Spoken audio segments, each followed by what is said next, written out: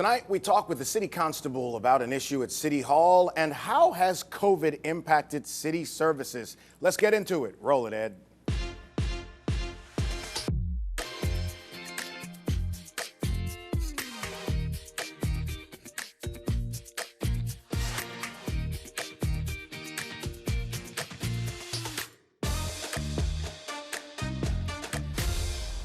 A few days ago, Baton Rouge's City Hall made a big splash on YouTube as someone was in the building and says something happened and it's under investigation now. So how about we just get to the bottom of it? Our city constable, Terrica Williams, is here with us in studio, has been our constable since 2018, winning with nearly 60% of the vote way back then. People like you. Oh, yes, they do. I'm glad. So before we get into this, I think people encounter the constable's office if they're downtown. They see your folks moving around. Let's talk about what that office does. Okay.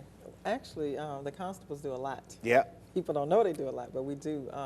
The majority of our services is mostly like negative stuff, evictions, garnishments, seizures, bench warrants.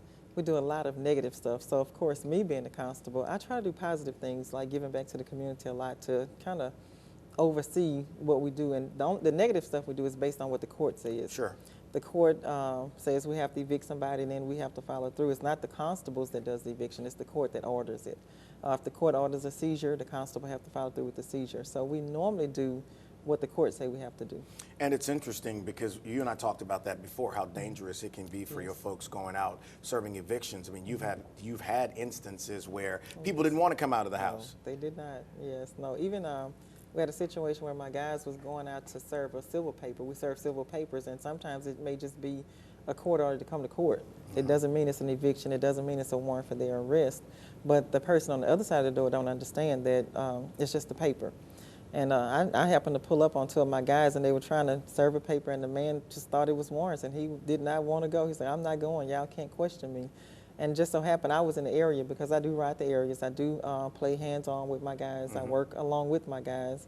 I wear a uniform to work every day so that I can be a part of what they do. And I pulled up on the guy, and he was mental, and I was able to talk him out of it, talk him down, and get him into the vehicle so that we can serve the papers. And it wasn't even a paper for him, it was for his mom, but he didn't know. And to keep the situation without going any further, I was able to intervene and stop the situation. Well, you've been in law enforcement a long time. You're actually the first African-American female to serve in the capacity of city constable, and here we are in Black History Month. Is it extra weight on you in any way to know that you're first in that capacity and that others may follow you? Oh, yes, because even when I won the position and at my inauguration, the mayor spoke, and she was saying that in its 75-year history of this agency, this is the first time a female has held a position.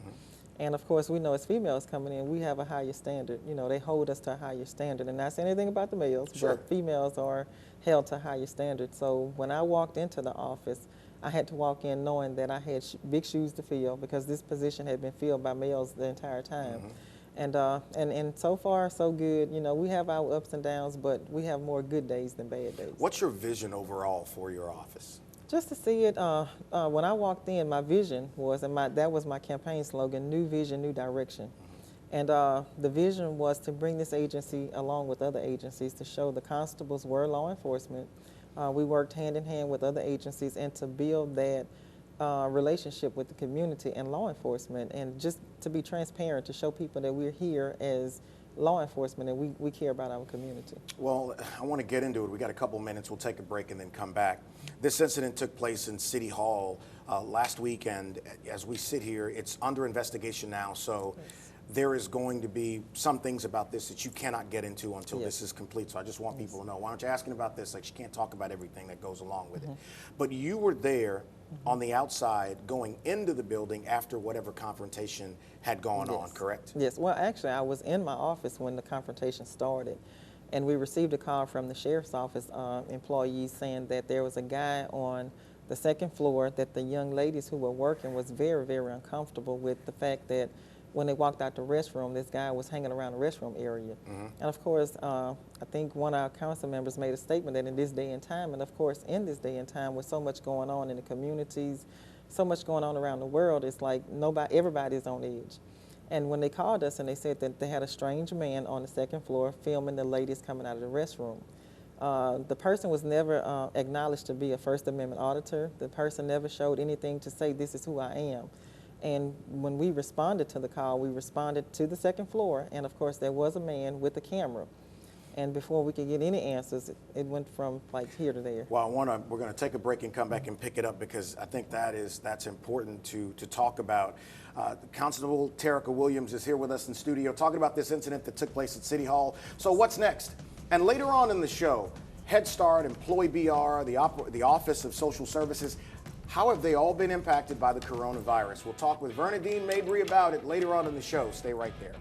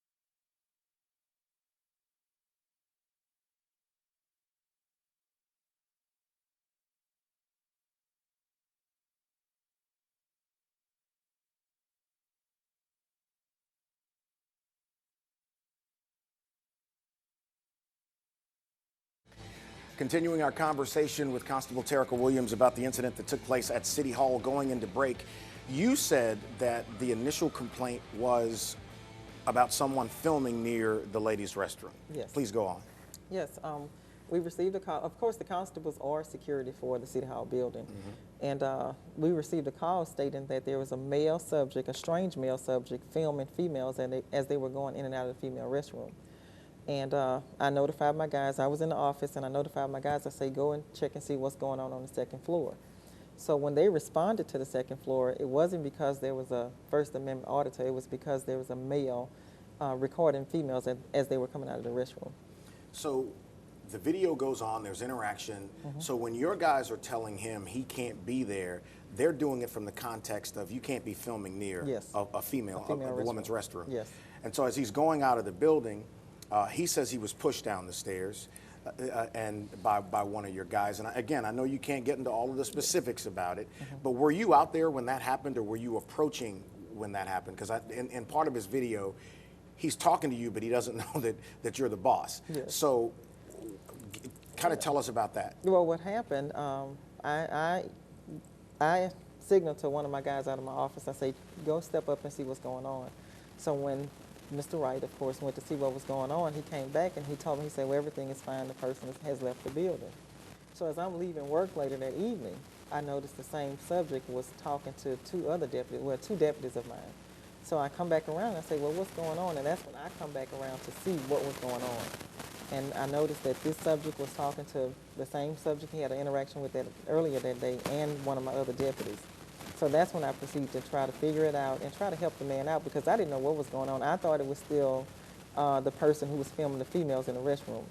So me being who I am, I want to try to be a part of it and try to keep it under control. So when I walk up and I noticed my chief deputy, Byron Hatch, was out talking with him and trying to get some understanding and assist him as much as we could.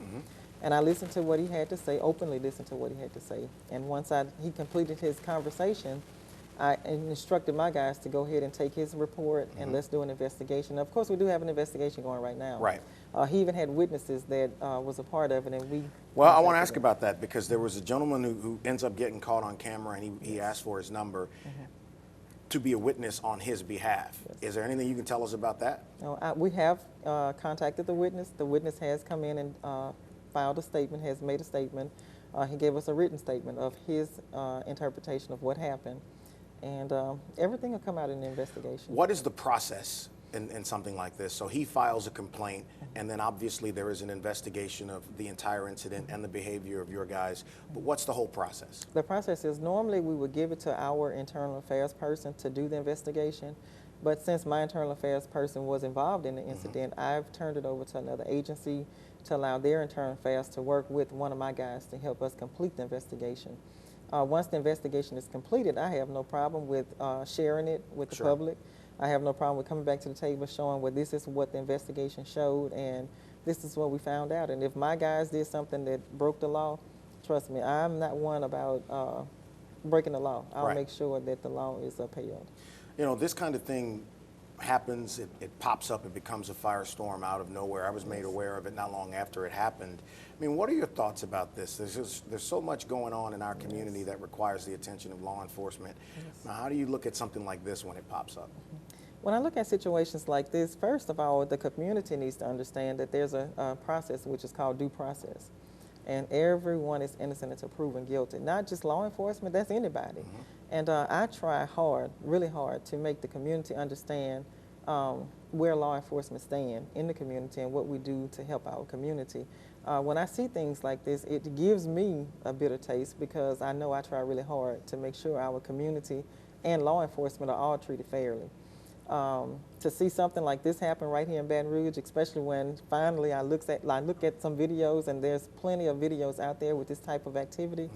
And when I look at the videos, and then I start wondering, how did this happen to us?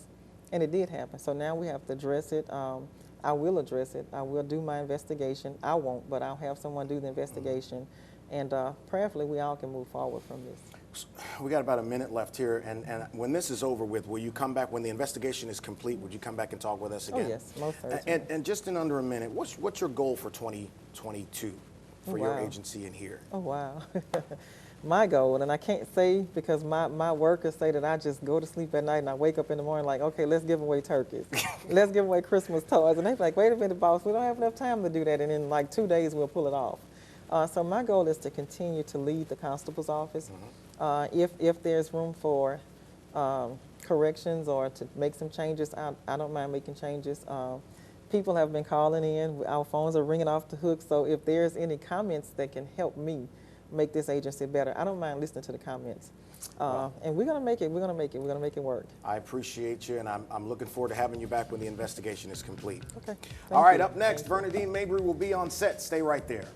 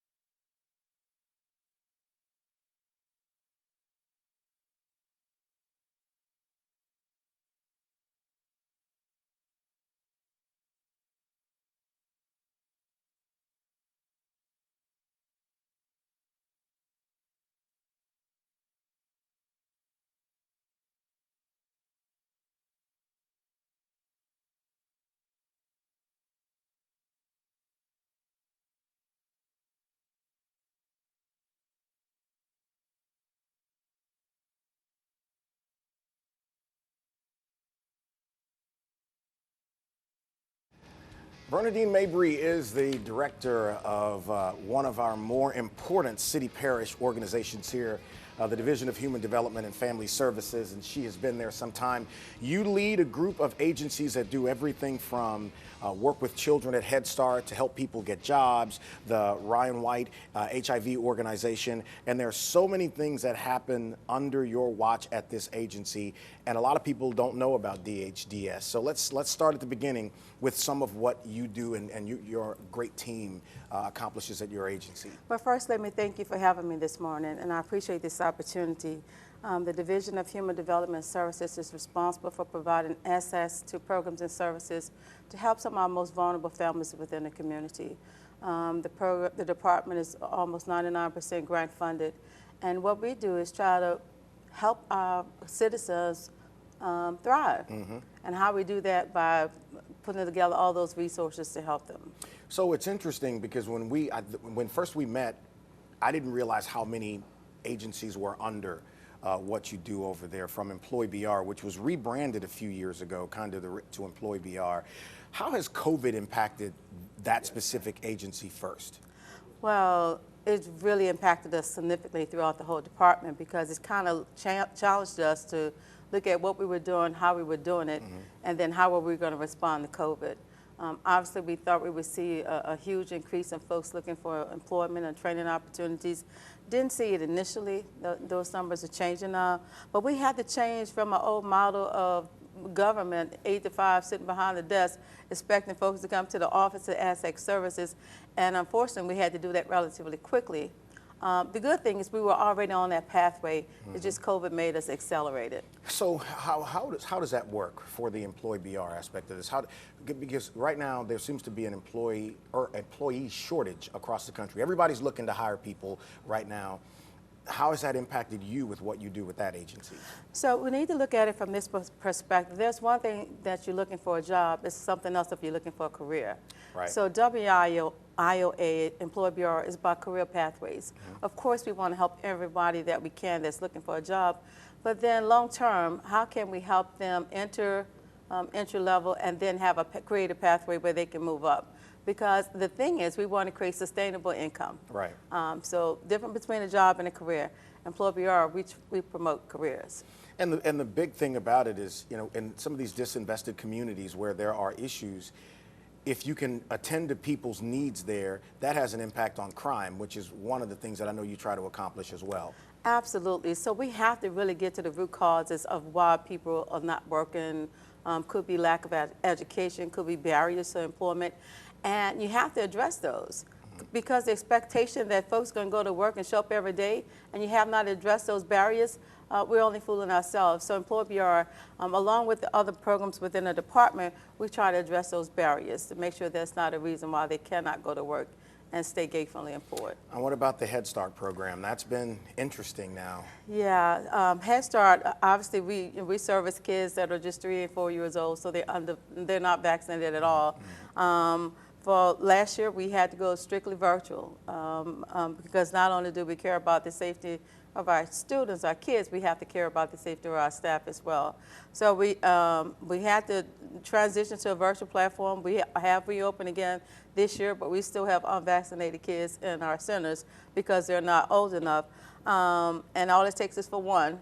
And you shut down a classroom or a center. So we're very cautious. We're doing everything we can to ensure that staff and children have the necessary equipment so that they can show up every day. So we provide the masks, we social distancing, we're doing everything. No one's allowed in the facilities but our children and our staffs. So we try to take every precaution we can to be safe for everybody that's in our Head Start center. Did you see any reduction in numbers with Head Start? Oh, absolutely, absolutely. And back to what you talked about earlier is a staff shortage. So we're trying to recruit staff because we're required to have so many adults in the classroom with kids. And DHDS is no different than any other employer in the community. Staff shortages. So we're hiring. Anybody need a job? Go to City Baton Rouge website, look at DHDS and see we're hiring. We'll run Mel out of here and he can go over there and look. Never mind, you don't want that. I'll take it. And we'll go to break and come back to this. The Office of Social Services. What, for people who don't know, what is that? Give me. So Office of Social Services is our community action agency for East Baton Rouge Parish. Their primary goal is how do we reduce poverty within our community. And so they provide services that will help our residents in East Baton Rouge Parish come out of poverty as best we can.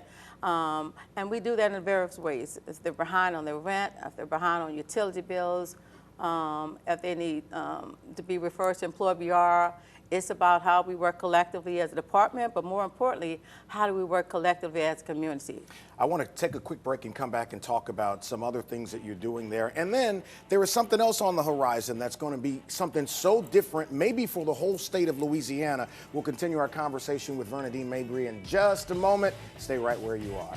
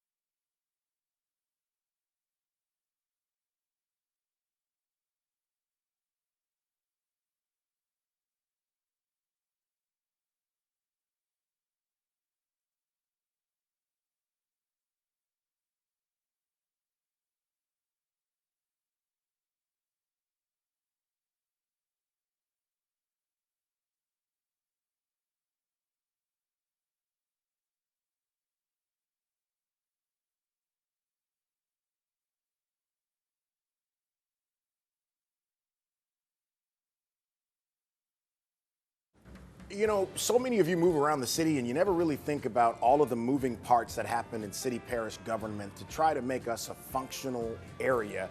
And a big part of that is the agency that you run, because you're attending to the needs of the most really disinvested among us in some of these communities. And like you said, giving people hope and opportunity. There is a collaboration that is underway right now that you are doing with a number of agencies. And this will allow a group of agencies, I don't want to give it away yet, a group of agencies to impact people in a way that we've never seen before. And I know you have to be excited about it. Oh, I'm extremely excited because what it does is really connect us to the community. It allows us to connect our resources, pull them all together for the betterment of the people that we serve. We're not interested in what happened and what caused you, you didn't finish school or you had problems with the court system. How do you move forward? Yeah. We're more interested in how we collectively as a community address that so that they can move forward. That excites me. Well, what are the baseline standards that you have for your team? Like from Head Start to Employee BR to OSS. I mean, when you meet with your leadership team, what's your directive to them about making certain the resources get to the people and that there is a real return on that investment? So the bottom line is we're here to help people. Find ways to help rather than ways not to help. And if it takes all of us collectively sitting around the table to identify the resources, and some of the resources don't happen within our department, we have to be connected to our community organizations. How can we work collectively to meet the needs of the very people that we serve? So I'm not interested in why we can't. I'm interested in how can we. You know, I've heard you and I've talked about this, and you've talked about wanting to help people that want the help, not wanting to help people who want to just take advantage of it. How do you make certain that doesn't happen, that somebody doesn't game the system and jump in place of someone who actually could use the resources the right way? So one of the things that I'm really excited about is that we transitioned to an electronic platform. It's a human service database system that allows us to track all the services that we provide internally, but to our community partners as well. It's a case management system that allows us to share those notes. So we'll be able to track, you know, what service you received at another organization from what you received at our organization. Then it allows us to talk collectively to make sure that the people who need our services the most are the ones that are receiving it. From a community perspective, it allows us to minimize duplication of services, to make sure that the right people need it when they need it. So I'm excited about that, because when we come together as a community using a shared platform, think about what that would do. The data from that system allow us to identify gaps within our community. What other services we need to have in East Baton Rouge Parish that we don't have?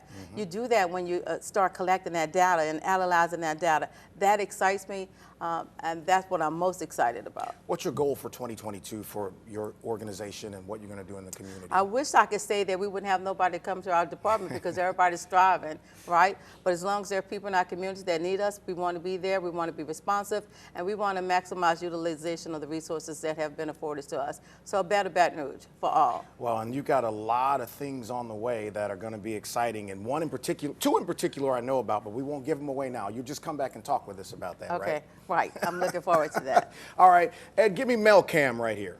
Give me Melcam. I have a challenge for you. Everybody talks about what's happening in this community. I was in Tigerland earlier this week with a group of law enforcement agencies, and we walked in the community, and we're going to be doing it again. And I know people pick up the newspaper and they watch the news, and you read about the crime and the domestic violence and the overdosing that happens in our community. Here's my challenge. Try to get involved. There are so many agencies in East Baton Rouge Parish that are boots on the ground. Even if you can't volunteer, write them a check. This doesn't change with just law enforcement. All of us actually have to care. I put my skin in the game, and I know you can do the same thing. That's just my challenge. Good luck, Joe Burrow, this weekend. Beat the you-know-what out of the Rams. Y'all have a great one.